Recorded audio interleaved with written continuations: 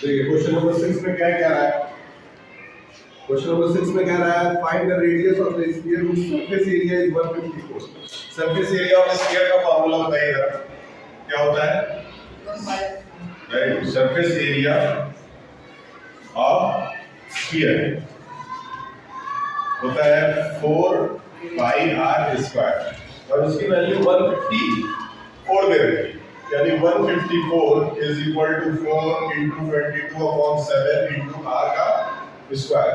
इससे हमको r की वैल्यू निकालनी है। ठीक है, r की वैल्यू इससे कैलकुलेट करनी है। तरीका क्या होगा ध्यान से समझिए। 154 को इधर ही रहने देते हैं, ये नीचे से 7 उठ करके ऊपर चला जाएगा। ठीक, इधर क्या बन जाएगा 4 into 22 into r का स्क्वायर। मानते ठीक। अब इसके बाद से ये दोनों उठ करके नीचे चले जाएंगे, यानी कि 154 into 7 upon 4 into 22 is equal to r का स्क्वायर। समझ में आ रहा है?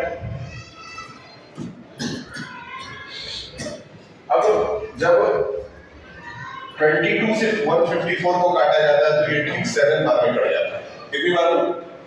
7 बार में। क्या वो नींद आ रहा है? तबीयत खराब है? 49/4 is equal to r का स्क्वायर। अब r निकालने के लिए यहाँ से स्क्वायर हटा के इधर रूट लगा देंगे, तो r is equal to क्या आ जाएगा? अंडर रूट में 49/4। तो r की वैल्यू बताइए, अंडर रूट 49 कितना हुआ? 7/2। Thank you.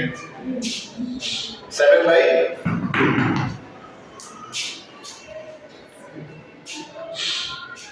थोड़ा जल्दी जल्दी इसको करेंगे ताकि आज हम लोग का ये एक्सरसाइज खत्म हो जाए।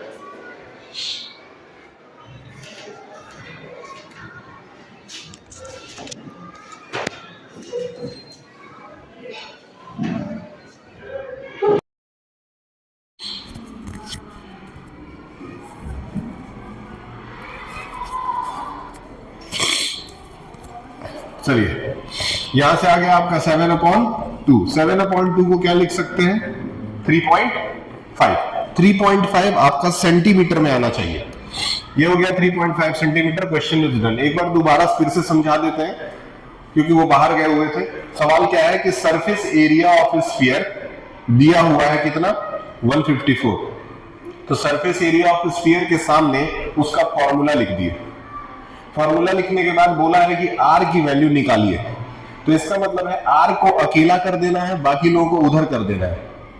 तो कैसे इधर उधर होगा? जो भी चीजें नीचे होती हैं उनको उठा करके ऊपर ले जाते हैं, जो ऊपर चीजें होती हैं उनको उठा करके नीचे ले जाते हैं। तो 7 ऊपर चला गया और 22 और 4 नीचे आ गया। उसके बाद इसको काटा गया तो आया 49/4। इधर क्योंकि स्क्वायर लगा हुआ था, हाँ, तो यहां से अगर r की वैल्यू निकालते हैं तो इन दोनों के ऊपर अंडर रूट बन गया। अंडर रूट इसको सॉल्व किए तो 49 का अंडर रूट क्या होता है? 7 और 4 का 2 होता है। तो यहां से इसकी वैल्यू आ जाती है 7/2, जिसको 3.5 लिखा जा सकता है। क्लियर है? नेक्स्ट करते हैं, अगला क्वेश्चन करते हैं।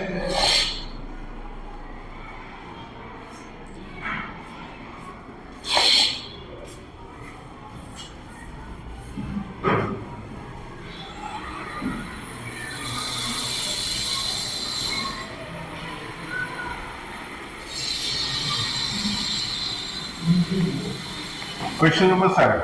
ठीक है, चलिए, कह रहा है कि एक तरफ मून है और एक तरफ अर्थ है। जाहिर सी बात है कि मून थोड़ा सा छोटा और अर्थ थोड़ा सा बड़ा होगा। तो ये आपका हो गया मून और ये आपका हो गया अर्थ। ठीक है, अब देखिए मून और अर्थ में क्या अंतर है। कह रहा है कि the diameter of the moon is approximately 1/4 of the diameter of the earth. यानी कि जितना इसका डायमीटर है उसका 1/4 इसका है। तो अगर इसके रेडियस को हम लोग x मान लेते हैं, कितना x मान लेते हैं, तो इसका रेडियस क्या होना चाहिए? x/4। Very good. इसका रेडियस क्या होना चाहिए? x/4, मतलब उससे 4 गुना कम। कितना गुना कम? 4 गुना कम। अच्छा, अब ये तो पता चल गया। अब इसके बाद सवाल में क्या बोल रहा है, find the ratio of their surface area. इन दोनों का सरफेस एरिया पहले अलग अलग निकालिए। चलिए इसका निकालते हैं, सरफेस एरिया, इधर भी सरफेस एरिया। अब बताइए सरफेस एरिया ऑफ स्फीयर का फॉर्मूला क्या है?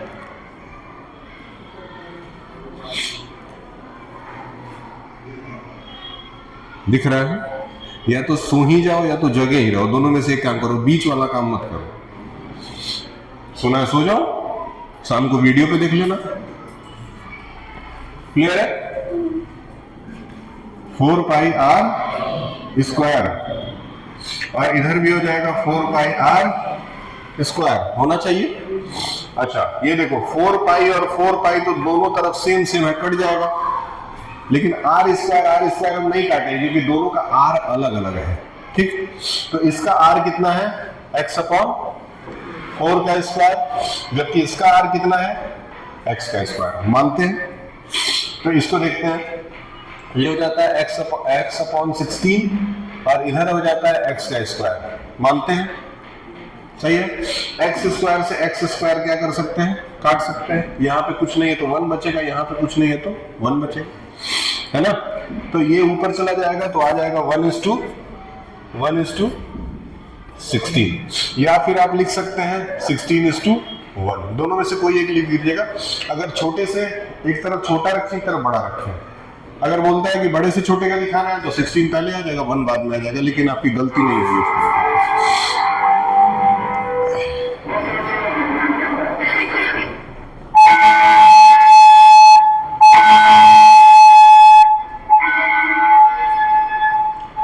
क्लियर है? चलिए नेक्स्ट क्वेश्चन करते हैं।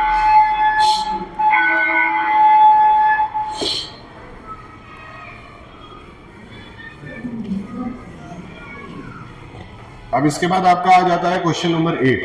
तुरंत करेंगे, दोनों खत्म हो जाएगा। देखिए क्वेश्चन नंबर 8 क्या कह रहा है। कह रहा है hemispherical bowl is made up of steel 0.25 centimetre thick, if the inner radius is इतना, फाइंड द आउटर कप सरफेस एरिया। देखिए एक आपके पास बाउल है जो कि हेमिस्फीयर शेप का है, कटोरा, ये है आपका कटोरा। चलिए बना दिए कटोरा। कटोरे का क्या थिकनेस है, 0.25।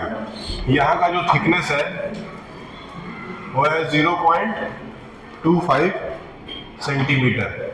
ये आपका 0.25 सेंटीमीटर थिकनेस है कि नहीं, है कि नहीं? हाँ।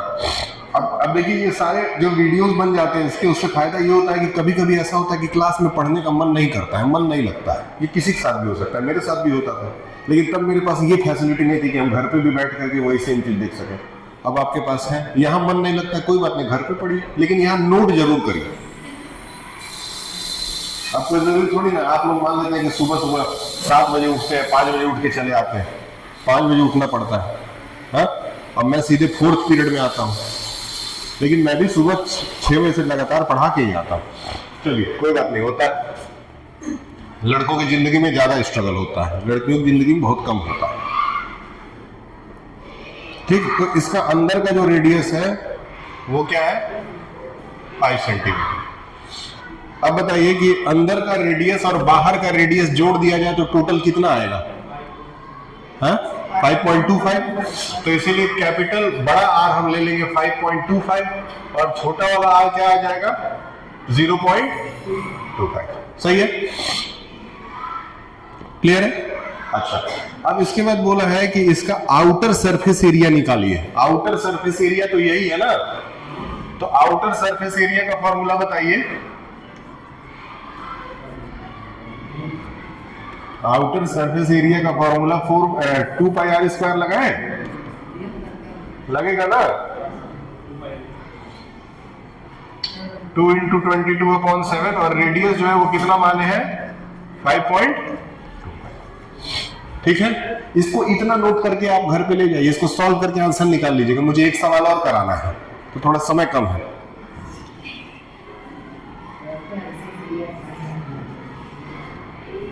समझ में आ रहा है? नोट कर लीजिए।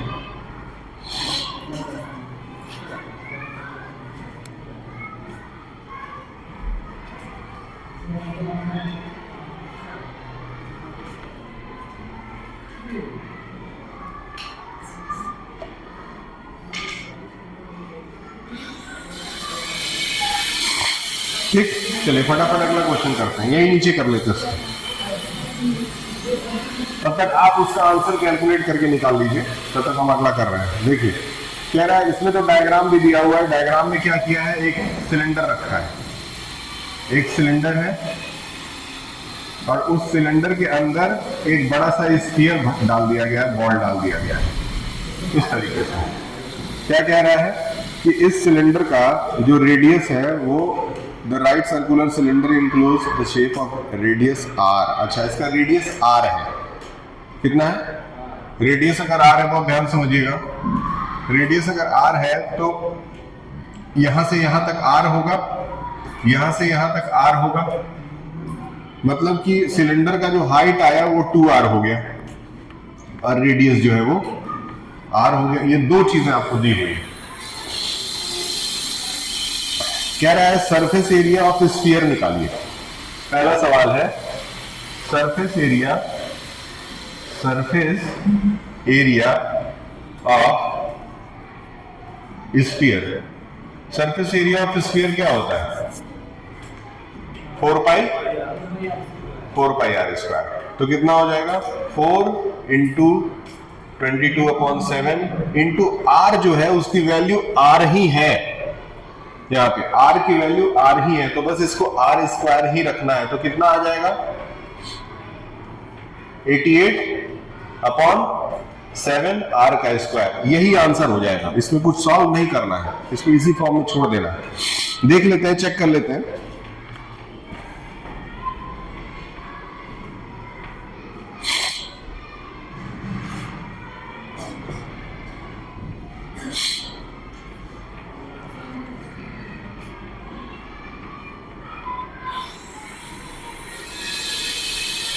सही है, वो तो इतना भी सॉल्व नहीं किया, वो सीधे 4 पाई आर स्क्वायर लिख के छोड़ दिया है, मतलब वो इतना ही डायरेक्ट लिख के छोड़ दिया है, उसको वैल्यू भी नहीं रखा है।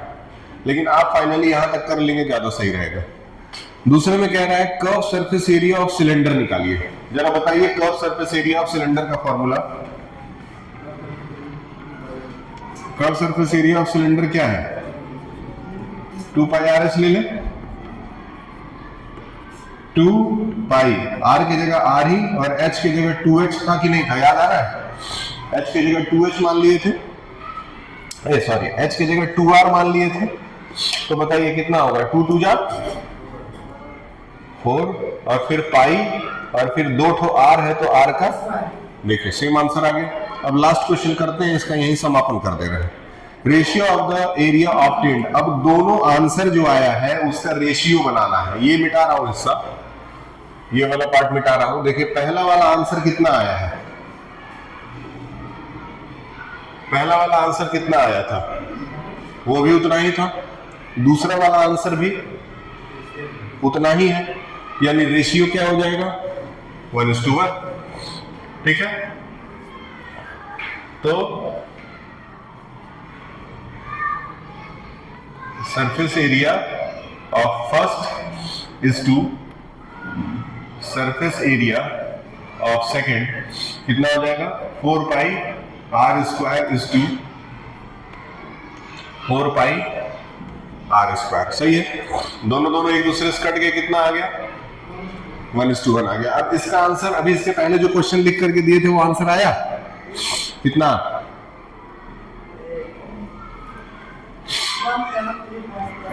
देखते हैं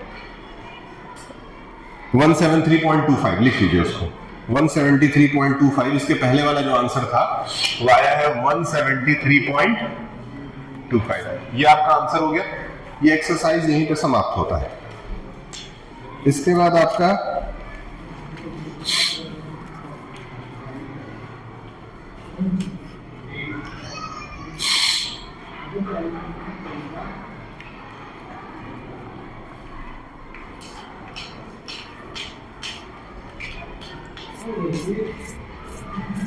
ठीक है।